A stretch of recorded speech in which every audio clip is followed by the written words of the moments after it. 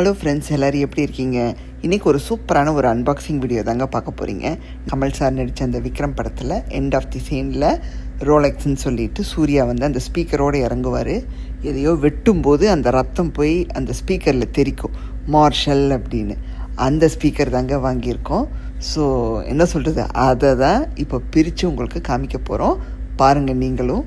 So cream கலரில் அவ்வளோ சூப்பராக இருந்துச்சுங்க.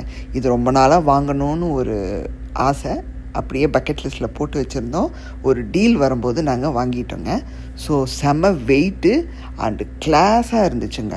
இது வந்து சார்ஜபிள், ப்ளூடூத்தில் கனெக்ட் பண்ணி பாட்டு கேட்க வேண்டியது தான். சார்ஜை போட்டுட்டு லாங் ட்ரைவ் போகும்போதெல்லாம் நம்ம சார்ஜ் பண்ணி எடுத்துகிட்டு போய்க்கலாங்க. பெல்ட் ஒன்று கொடுத்துருந்தாங்க, அதில் மாட்டி அப்படியே லிஃப்ட் பண்ணுறதுக்கு.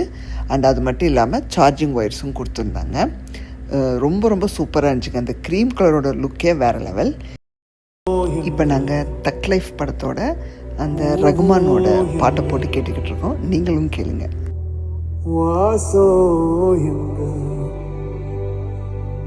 அஞ்சு வண்ண பூவே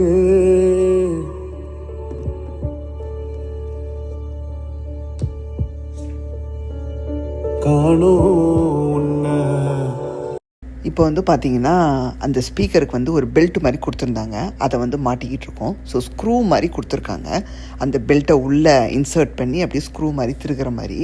ஸோ ரொம்ப ரொம்ப யுனிக்கு. அண்டு ஒவ்வொரு பாட்டும் கேட்கும்போது அவ்வளோ கிளியராக அவ்வளோ சூப்பராக இருக்குங்க. வீட்டில் வந்து நம்ம லவுடாக வச்சு கேட்கும்போது அப்படியே அதிருது அப்படின்னு சொல்லிக்கலாம். இப்போ ஆன் ஆஃப் பண்ணும்போது ஒரு சவுண்ட் ஒன்று கேட்கும், அதை நீங்களும் கேளுங்க.